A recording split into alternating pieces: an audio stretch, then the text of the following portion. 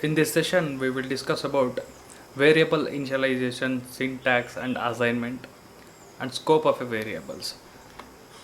So before we get into the variable declaration, so what is data types? Data types are particular keywords used to allocate a set of memory location for the program. It is like defining an attribute which is a set of acceptable values ಅಂತ ಒಂದು common ಕ್ಯಾಟಗರಿಗೆ ಬಿಲಾಕ್ ಆಗೋವಂಥ ಒಂದು ರೂಲ್ಸ್ನ set ಮಾಡಿ ಅದನ್ನು ನಾವು ಆ ವೇರಿಯಬಲ್ಗೆ assign ಮಾಡಲಿಕ್ಕೆ possibly ನಾವು ಕ್ಯಾಟಗರಿನ define ಮಾಡ್ತಾಯಿದ್ದೀವಿ. ನೀವು ಮುಂಚೆ ಪ್ರೋಗ್ರಾಮ್ ಮಾಡಿರೋರಿಗೆ ಗೊತ್ತಿರುತ್ತೆ ಆ ಡೇಟಾ ಟೈಪ್ಸ್ ಅಂದರೆ you have seen in C++ ಜಾವಾನಲ್ಲಿ ಕೆಲವೊಂದು ಡೇಟಾ ಟೈಪ್ಸ್ನ ನೋಡಿದ್ದೀರಾ, such as int, float, double, boolean character, ಈ ರೀತಿ ಒಂದು ಡೇಟಾ ಟೈಪ್ಸ್ ನೋಡಿದ್ದೀರಾ.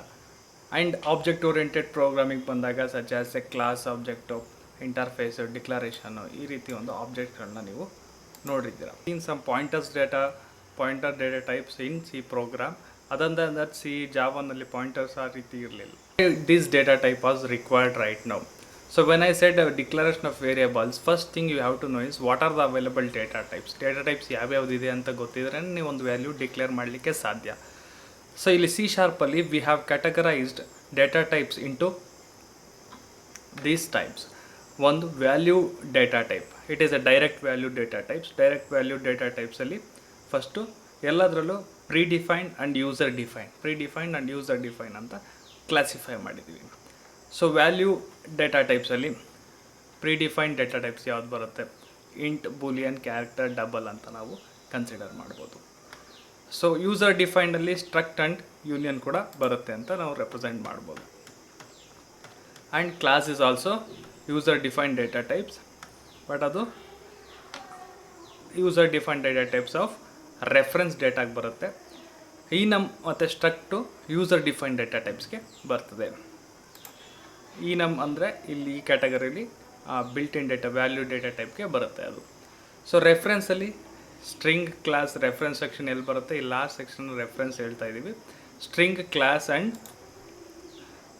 ಸ್ಟ್ರಿಂಗು, ಕ್ಲಾಸು ಅದನ್ನು ಯೂಸರ್ ಡಿಫೈನ್ಡ್, ಪ್ರೀಡಿಫೈನ್ಡ್ ಅಂತ ಹೇಳ್ತಾ ಇದ್ದೀವಿ. ಯೂಸರ್ ಡಿಫೈನಲ್ಲಿ ಕ್ಲಾಸು, ಇಂಟರ್ಫೇಸು, ಡೆಲಿಗೇಟ್ನ ಯೂಸರ್ ಡಿಫೈನ್ ಅಂತ ರೆಫರೆನ್ಸ್ ಮಾಡ್ತಾ ಇದ್ದೀವಿ. ಸ್ಟ್ರಿಂಗ್ ಆ್ಯಂಡ್ ಆಬ್ಜೆಕ್ಟ್ಸ್ನ ಪ್ರೀಡಿಫೈನ್ಡ್ ಅಂತ ನಾವು ರೆಫರೆನ್ಸ್ ಡೇಟಾ ಟೈಪಲ್ಲಿ ರೆಪ್ರೆಸೆಂಟ್ ಮಾಡ್ತಾ ಇದ್ದೀವಿ.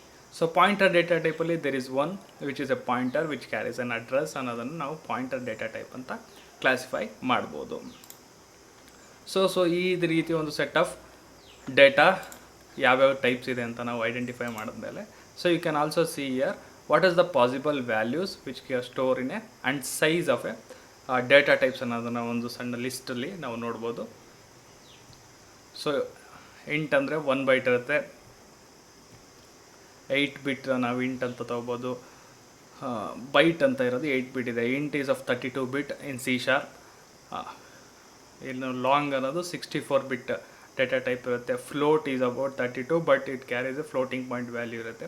So if you see floating and inter looks ಎರಡು ಸೇಮ್ ಸೈಜ್ ಇದೆ, but in different programming language different size allocate ಆಗಿರುತ್ತೆ. And even sometimes it differs also in Mono, ಈ ರೀತಿ ಬೇರೆ ಬೇರೆ ಸಿಸ್ಟಮ್ ಇರೋದ್ರಿಂದ ಅಲ್ಲಿ ಕೂಡ ಕಂಪೈಲರ್ ಮೇಲೆ ಕೂಡ ಡಿಫ್ರೆಂಟ್ ಆಗೋ ಸಾಧ್ಯತೆ ಇದೆ. Most probably this is the size of a variable followed in C# ಅಂತ ನಾವು ಹೇಳ್ಬೋದು ವ್ಯಾಲ್ಯೂ ಡೇಟಾ ಟೈಪ್ಸ್ನಲ್ಲಿ.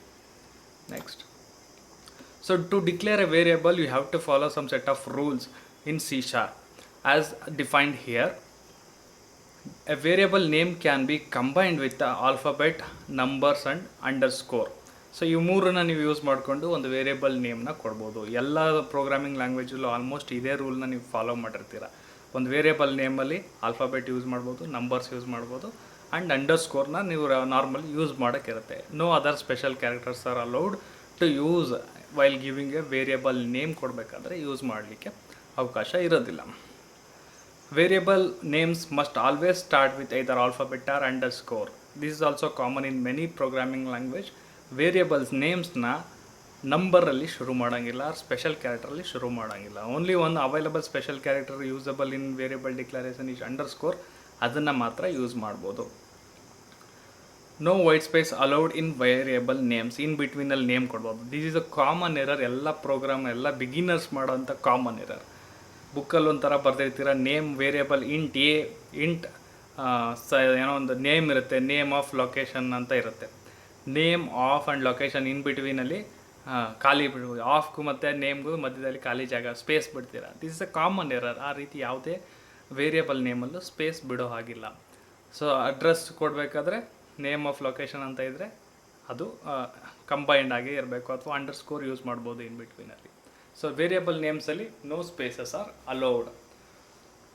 ರಿಸರ್ವ್ಡ್ ಕೀವರ್ಡ್ಸ್ನ ಇಂಟಜರ್ ಅಥವಾ ಫ್ಲೋಟ್, ಯಾವುದೇ ರಿಸರ್ವ್ ಕೀವರ್ಡ್ಸ್ ಅಂತ ಏನು ಡಿಫೈನ್ ಆಗಿದೆ C#ನಲ್ಲಿ, ಅವುಗಳನ್ನು ನೀವು ವೇರಿಯಬಲ್ ಡಿಕ್ಲರೇಷನಲ್ಲಿ ಬಳಸೋಕ್ಕೆ ಸಾಧ್ಯ ಇಲ್ಲ. ಬಳಸಿದ್ರೆ ಎರರ್ ಆಗ್ತದೆ. And lastly it says there is no method of redeclaration of a variable in C# ಅಂತ ಹೇಳ್ತಾ ಇದೆ. Most of the common programming ಲ್ಯಾಂಗ್ವೇಜಸಲ್ಲಿ ರೀಡಿಕ್ಲರೇಷನ್ ಅಲೌಡ್ ಇರಲ್ಲ. ಬಟ್ ಇನ್ ವೆಬ್ ಪ್ರೋಗ್ರಾಮಿಂಗಲ್ಲಿ ಸಚ್ ಆಸ್ ASP ಅಥವಾ JS ಅಥವಾ PHP ಪ್ರೋಗ್ರಾಮಲ್ಲಿ ವೇರಿಯಬಲ್ ಡೇಟಾ ಟೈಪ್ ಆಟೋಮೆಟಿಕ್ಕಾಗಿ ಚೇಂಜ್ ಮಾಡೋವಂಥ ಮೆಥಡ್ಸ್ ಆರ್ ಅವೈಲಬಲ್. ಅದರಿಂದ ಇದನ್ನು ಎಕ್ಸ್ಪ್ಲಿಸಿಟಾಗಿ ಇಲ್ಲಿ ಮೆನ್ಷನ್ ಮಾಡಿದ್ದಾರೆ. C#ಅಲ್ಲಿ there is no type conversion or redeclaration. Type conversion ಬೇರೆ ಮೆಥಡ್ ಯೂಸ್ ಮಾಡ್ಬೋದು, but redeclaration there is no way in C# ಅಂತ ನಾವು ಮೆನ್ಷನ್ ಮಾಡ್ಬೋದು. So here is we can see some syntax and example of the variable declaration. So ಇಲ್ಲಿ ನಾವು ಬ್ರ್ಯಾಕೆಟ್ಸಲ್ಲಿ represent ಮಾಡಿದ್ದೀವಿ data type and variable name. This method is just a declaration. And next data type variable name equal to by value. ಒಂದು ವ್ಯಾಲ್ಯೂನ ನಾವು define ಮಾಡ್ಬೋದು. ಅದನ್ನು ನಾವು ಏನಂತೀವಿ, ಅಸೈನ್ಮೆಂಟ್ ಅಂತ ಅಂತೀವಿ. So this is A second line which represents an assignment of N variable.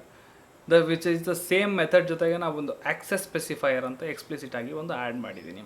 ಏನಿದೆ ಆಕ್ಸೆಸ್ ಸ್ಪೆಸಿಫೈಯರ್ ಅಂದರೆ ಬೌಂಡ್ರಿ. ಅದು access specify public, private, protected ಅಥವಾ ಇಂಟರ್ನಲ್ ಅಂತ ಏನಿದೆ, ರೇಂಜ್ ಆಕ್ಸೆಸ್ನ ಲಿಮಿಟೇಷನ್ನ ನಾವು ರಿಸ್ಟ್ರಿಕ್ಟ್ ಮಾಡಲಿಕ್ಕೆ ಅಥವಾ ರೆಪ್ರೆಸೆಂಟ್ ಮಾಡಲಿಕ್ಕೆ ಆಕ್ಸೆಸ್ ಸ್ಪೆಸಿಫೈಯರ್ನ ನಾವು ಯೂಸ್ ಮಾಡ್ಬೋದು. ಸೊ ಇಯರ್ ಅದನ್ನು ನಾವು ರೆಫರೆನ್ಸ್ ಮಾಡಿಕೊಂಡು ಪಬ್ಲಿಕ್ ಪ್ರೈವೇಟ್ ಅಂತ ಕೊಡ್ಬೋದು. ಸೊ ಡಿಕ್ಲರೇಷನ್ ಟೈಮಲ್ಲಿ ಇಂಟ್ ABC ಅಂತ ಕೊಟ್ಟಿರ್ತೀರ, ಸಪ್ರೇಟೆಡ್ ಬೈ ಕಾಮ ಇರುತ್ತೆ.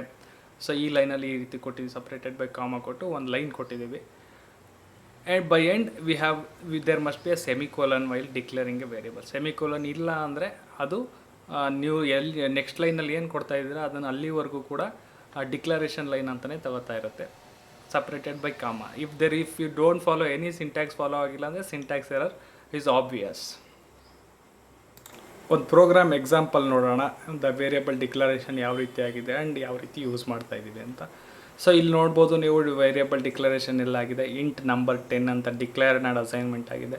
String name declare and assignment ಮಾಡಿದ್ದೀವಿ. ಡಬಲ್ ಪರ್ಸೆಂಟೇಜ್ ವ್ಯಾಲ್ಯೂ 10.23 ಅಂತ ಅಸೈನ್ಮೆಂಟ್ ಮಾಡಿದ್ದೀವಿ. ಕ್ಯಾರೆಕ್ಟರ್ ಒಂದೇ ಒಂದು M ಅಂತ ಅಸೈನ್ ಮಾಡಿದ್ದೀವಿ ಜೆಂಡರ್ಗೆ. ಈ ರೀತಿ ಒಂದು 4-5 ವೇರಿಯಬಲ್ನ ಡಿಕ್ಲೇರ್ ಮಾಡಿ ಅಸೈನ್ ಮಾಡಿದ್ದೀವಿ. ಅದು ನಂತರ ಇಲ್ಲಿ ಪ್ರಿಂಟ್ ಮೆಸೇಜ್ ಯೂಸ್ ಮಾಡಿ ಪ್ರಿಂಟ್. ಸೊ ಈ ರೀತಿ ನಾವು ವೇರಿಯಬಲ್ ಡಿಕ್ಲರೇಷನ್ ಆ್ಯಂಡ್ ಯೂಸನ್ನು ಪ್ರೋಗ್ರಾಮ್ನಲ್ಲಿ ಮಾಡ್ಬೋದು. Thank you.